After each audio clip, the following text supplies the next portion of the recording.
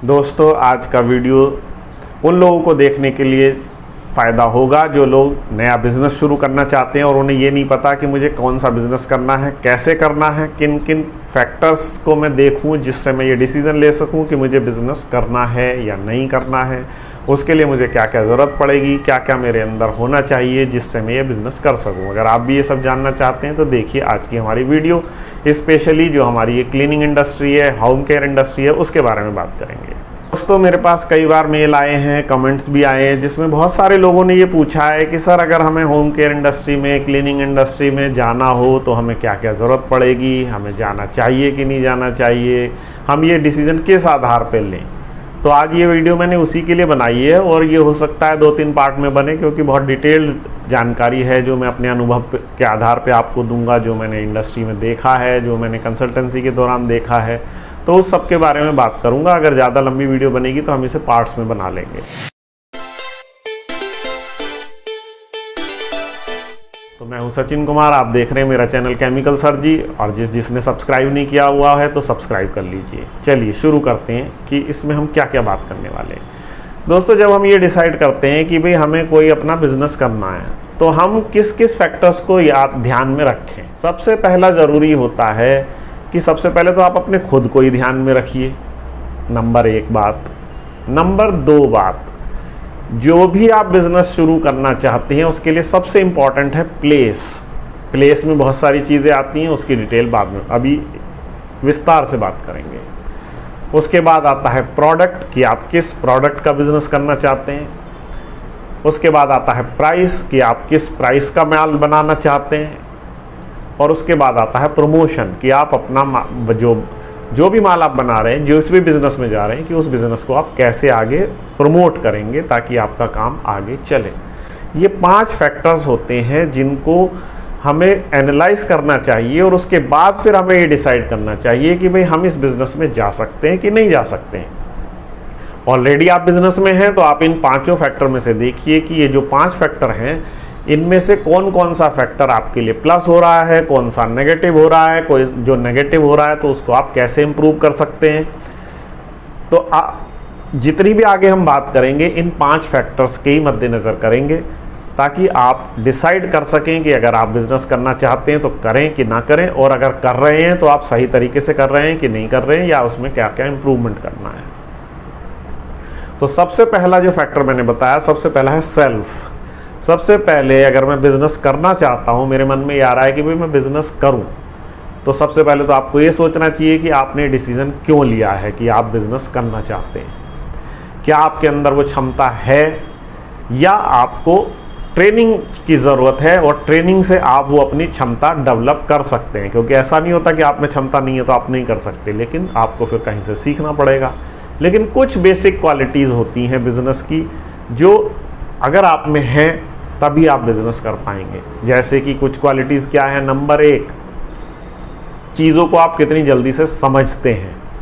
Number 2, आप उस सीखने के लिए कितना टाइम लगाना चाहते हैं, कि आपके अंदर क्या वो धैर्य, पेशेंस है कि जो आप पेशेंस लगा के चीज़ों को सीख लें। क्योंकि जब नया बिज़नेस करेंगे आपको तो आपको बहुत सारी चीज़ें सीखनी पड़ेंगी। नंबर 3, कि क्या आपके अंदर वो कॉम्पिटेंसी है।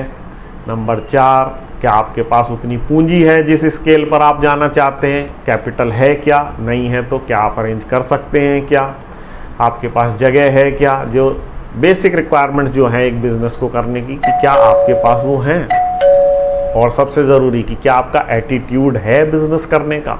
बिज़नेस में तो बहुत सी बार होता है कि आपको कंप्लेंट्स मिलेंगी, कस्टमर आपको उल्टा सीधा भी कहेंगे। क्या आपके अंदर पेशेंस है कि आप उस सबको झेल लेंगे। आप बहुत जल्दी एंग्जाइटी में तो नहीं आ जाते। आपको अगर एंग्जाइटी होगी तो बिज़नेस में नुकसान होगा। तो सबसे पहले तो अपने आप को एनालाइज करिए कि क्या आपके अंदर वो सारे गुण हैं जो बिज़नेस करने के लिए ज़रूरी है। दोस्तों, उसके बाद अगला जो फैक्टर है वो, जब आपने ये डिसाइड कर लिया कि हाँ भाई मुझे बिज़नेस करना है, या आप अगर बिज़नेस कर रहे हो, जैसे हम बेसिकली होम क्लीनिंग इसी इंडस्ट्री को लेकर चलते हैं, या इंडस्ट्रियल क्लीनिंग, मतलब होम केयर, जितने भी हमारे डेली लाइफ केयर के प्रोडक्ट्स हैं उनकी बात हम स्पेशली करेंगे। सबसे पहले कि आपको इस बिज़नेस में जाने के लिए क्या ये इंडस्ट्री सही है। इंडस्ट्री बिल्कुल सही है, ग्रोथ खूब है इस इंडस्ट्री के अंदर। भाई जैसे ही सूरज निकलता है आपकी क्लीनिंग का काम शुरू हो जाता है, चाहे वो इंडस्ट्री हो, चाहे घर हो, हॉस्पिटल हो, होटल हो, सब जगह आपके क्लीनिंग आइटम्स लगने शुरू हो जाते हैं। Phenyl, floor cleaner, dish wash, toilet cleaner, laundry cleaner, air freshener, hand wash, सारी चीज़ें जैसे ही सूरज निकलता है शुरू हो जाती हैं खर्च होनी। मार्केट बहुत बड़ा है, सारी संस्थाओं ने बताया है कि भाई ग्रोथ बहुत अच्छी है, फ्यूचर में भी बहुत अच्छी ग्रोथ है, इसलिए इंडस्ट्री वाइज तो कोई प्रॉब्लम है नहीं। आप अगर इस इंडस्ट्री में जाना चाहते हैं तो आप डिसीजन ले सकते हैं। उसके बाद जो अगला फैक्टर आता है वो है प्लेस। प्लेस में आपको क्या क्या एनालाइज करना है? सबसे पहले आप जहां रहते हैं उस प्लेस का एनालिसिस करिए। देखिए, क्योंकि काम करने के भी कई स्केल हैं। एक है कि आप स्मॉल स्केल पे काम कर रहे हैं, एक है थोड़ा सा बड़े लेवल पे काम कर रहे हैं, तो उन दोनों के एनालिसिस के तरीके अलग हैं। अगर आप बहुत ही स्मॉल स्केल पर काम करना शुरू कर रहे हैं तो पहले जाहिर सी बात है आप अपने एरिया में काम करना शुरू करोगे, बहुत ज़्यादा बाहर तो जाओगे नहीं। तो उसके लिए सबसे पहले अपनी प्लेस की एनालिसिस करिए। अब प्लेस में क्या क्या एनालिसिस करनी है? डेमोग्राफिक्स की, आपका जो एरिया है वो ज़्यादा शहरी है, ग्रामीण है, किस तरह की रिहाइश है, मल्टी स्टोरी बिल्डिंग्स हैं, कॉलोनीज़ हैं, किस तरह की वहाँ पर लोग रहते हैं, उनका इनकम लेवल क्या है, किस तरह के इनकम लेवल का ग्रुप है आपके शहर में, कितने % है। होता तो सब जगह सब तरह के लोग हैं, लेकिन ज़्यादातर लोग जो हैं वो किस इनकम रेंज के आपके यहाँ पर हैं, ये आपको इस प्लेस के हिसाब से देखना पड़ेगा। फिर आपको ये देखना पड़ेगा कि आपका जो प्लेस है उसके अंदर कितनी इंडस्ट्रीज़ हैं, कॉमर्शियल स्पेसेस कितने हैं, या कॉमर्शियल जो आप कह सकते हैं कि एस्टेब्लिशमेंट्स कितने हैं, इंडस्ट्रियल एस्टेब्लिशमेंट्स कितने हैं, होटल्स कितने हैं। आपको ये सारा एक अपना बेसिक फ्रेमवर्क बनाना पड़ेगा, सर्वे करना पड़ेगा। इस सर्वे को करने से आपको क्या फ़ायदा होगा? आपको ये फ़ायदा होगा कि आपको ये समझ में आएगा कि भाई जब यहाँ पर इस तरह की प्रोफाइल के लोग रहते हैं, या इस तरह की प्रोफाइल की यहाँ पर इंडस्ट्रीज़ हैं, इस तरह के घर हैं, इस तरह का यहाँ पे डेमोग्राफिक एरिया है, उसी हिसाब से आप आगे चल के ये चूज़ कर पाओगे कि मेरे को कौन कौन से प्रोडक्ट यहाँ पर बिकेंगे, किस किस प्राइस रेंज के बिकेंगे। ये जो दोनों चीज़ें हैं ये सारी इसी बात पर निर्भर है। इसलिए आपको प्लेस का जो है सर्वे बहुत अच्छे से करना है। जब आपका सर्वे हो गया प्लेस का, आपने एक मैट्रिक्स बना ली कि भाई इतनी इंडस्ट्री हैं, इस तरह के कॉमर्शियल स्पेसेस हैं, इतने बाज़ार हैं, इतनी दुकानें हैं, इतने इसके अंदर पॉपुलेशन है और इस इनकम रेंज की पॉपुलेशन है।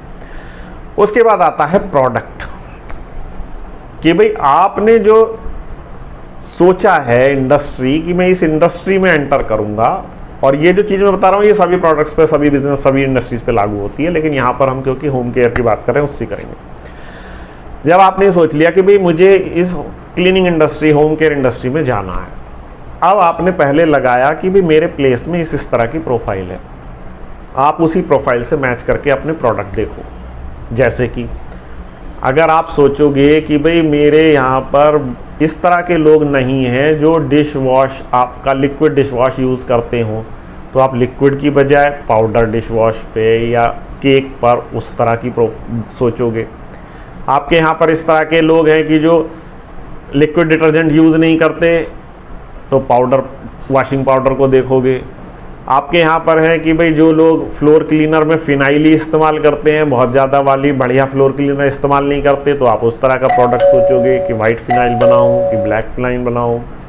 क्योंकि प्रोडक्ट इतने सारे हैं, अगर आप छोटे स्केल पे काम शुरू कर रहे हो तो आपके लिए ये प्रोडक्ट सेलेक्ट करना बहुत ज़रूरी है। जब आप प्राइस देखो, सारी चीज़ें इंटरकनेक्टेड हैं। जब आप प्लेस का सर्वे करते हो तो आपको ये समझ में आता है कि आपको किस प्राइस रेंज का प्रोडक्ट निकालना और कौन सा प्रोडक्ट करना है। तो आप पहले उसी प्रोडक्ट के लिए सेलेक्ट करो जो आपके इस प्लेस के हिसाब से सूट करता हो। जैसी पॉपुलेशन है वैसा ही प्रोडक्ट देना पड़ेगा। जैसे कि जो डिमांड है वही आपको सप्लाई करनी पड़ेगी। एक बार आप दुकानों पे जाके ये आइडिया कर लो कि भाई क्या चीज़ ज़्यादा बिकती है। ब्रांड की चिंता ना करो, पहले बस ये देख लो कि भाई क्या ज़्यादा बिक रहा है आपके एरिया में, उसी से मिलता जुलते आप प्रोडक्ट रेंज सेलेक्ट करो। अपनी प्रोडक्ट रेंज उसी हिसाब से आपको सेट करनी पड़ेगी। अब जैसे हैंड वॉश है, हैंड वॉश अभी भी लोअर मिडिल इनकम में, लोअर इनकम में नहीं चलता, कम चलता है। तो आपको लगे कि भी इसकी सेल तो बहुत कम होने वाली है, तो आप फिलहाल उसको स्टेप 2 के लिए रख लीजिए। आप स्टेप 1 में सिर्फ वही प्रोडक्ट लीजिए जो आपके यहाँ पर ज़्यादा बिकते हैं। जैसे कि वॉशिंग पाउडर वगैरह सब जगह ज़्यादा बिकता है, आप वॉशिंग पाउडर शुरू कर सकते हैं। डिश वॉश लिक्विड वाला भी चलता है, पाउडर वाला भी चलता है, आप वो सब शुरू कर सकते हैं। टॉयलेट क्लीनर आजकल सब जगह चल रहा है, आप टॉयलेट क्लीनर भी फर्स्ट स्टेप में ही शुरू कर सकते हैं। इस तरह से जब आप प्रोडक्ट सेलेक्ट कर लोगे तो आपको ये पता होगा कि भाई मेरा फर्स्ट फोकस कहाँ पर है, क्योंकि आपको स्टेप बाय स्टेप की स्ट्रेटजी बनानी पड़ेगी। आपको ये बनाना पड़ेगा कि भाई जब मेरी इतने रुपए रोज की सेल हो जाएगी उसके बाद में ये प्रोडक्ट ऐड कर लूँगा या मैं इसमें ये रेंज ऐड कर लूँगा। उस तरह से आपको प्रोडक्ट का सिलेक्शन करना पड़ेगा। अगली चीज़ आती है दोस्तों प्राइस, कि आपको किस प्राइस रेंज का मटेरियल बनाना है।